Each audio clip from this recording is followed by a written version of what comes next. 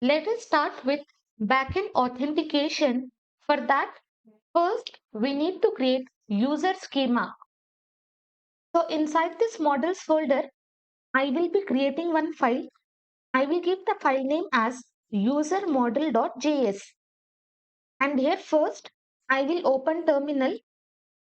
Inside this root, I'm just going to install this package npm i validator. And using this package, what we can do, we can easily do data validation and sanitization in Node.js. So we are having multiple method, but we will be using isEmail method to check if the email provided is valid or not. So that is the reason we have installed this package. Close this. Once the package is installed, go to package.json and just check we are having this entry or not. Close.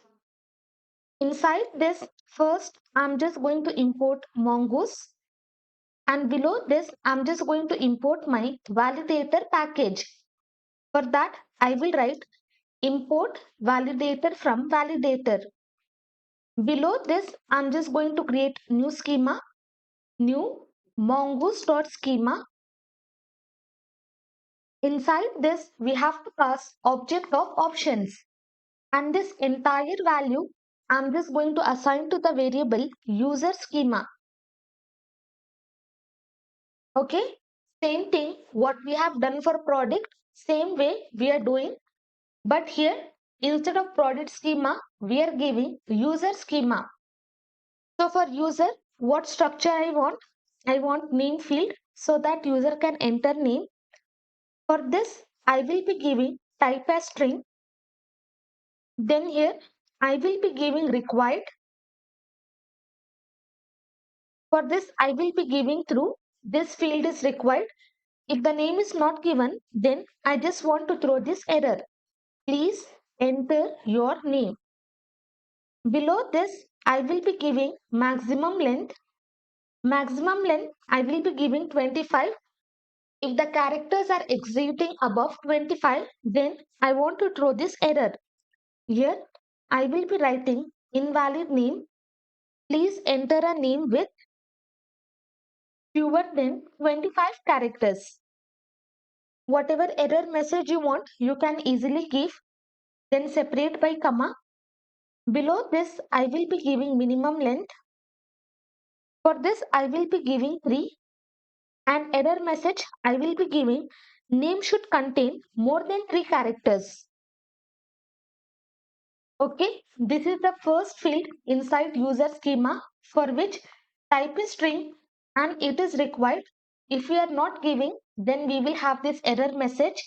Maximum length is 25 and minimum length is 3. Separate by comma. Then what I want, I just want email. For this email also, I will be giving type as string, and also this is required. I will copy. Below this, I will be pasting. Please enter your email. And each and every email has to be unique. So I will be giving unique to be true. And then I'm just going to validate my email. Inside this, I will be using this validator package. And on this, we will be using this is email. So using this, we will check whether this email is valid or not. And then if it is not valid, I will simply throw this message. Please enter valid email. Okay, this is my email field. Separate by comma. Below this, I will be creating for password. Inside this, copy. Here I will be pasting. Please enter your password. And for this, I will be giving minimum length. Copy this. And here I will be pasting. Minimum length, you can give anything. For this tutorial, I will be giving 8. I will give different error message. Remove this. Password should be greater than 8 characters. And I will be giving one more property, that is select, and inside this I will assign the value false. Why I am giving this? whenever admin is seeing user, we should not display password to admin. So that is the reason we will give select as false. Then next we have to create profile image for user. For that I will create the property avatar. You can give profile, you can give image, you can give anything. And again for this image uploading, we will be using Cloudinary. Before that, let me open this product model. And inside this product model, we have created image for which we have made as array. Inside this, we have passed public ID and we have passed URL. We are creating array because admin can insert multiple images. But for user can insert only one profile picture. So directly, we will be creating as object. And inside this same thing, we will be passing. We need public ID for which type will be string, and then here I will be giving required to be true. Okay, directly one object data separate by comma. Then I will be creating URL. Inside this I will copy same values and here I will be pasting. Okay, this is user profile. So that is the reason we have created one single object. And for each and every user, we will have these two properties where we will have public ID and URL. But in product model, we are having array for these images. Close this.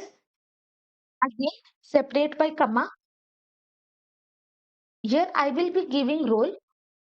Okay, like user is admin or user is normal user. For this, I will be giving type as string. And here, whenever user login, what I will do, I will be giving default value to be user.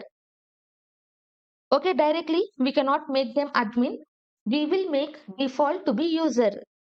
Now I will be creating two more fields. I will write reset password token. Whenever user forgets the password, we will be sending one token. So that token value we are going to store inside this field. So directly we will be storing string. So in this way we can pass. Second, I will be creating another property reset password expired. So using this we can tell when this password or when this token has to be expired. And for this data type I will be giving date. And then here inside this I will be writing curly braces. You can see here I will be passing timestamps and for this I will give the value true. So using this what happens, as soon as the document is inserted, we will have created at property and we will have updated at property.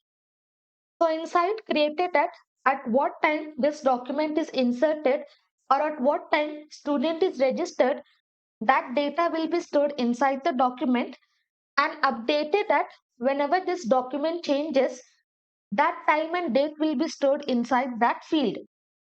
So directly I have passed here timestamps to be true.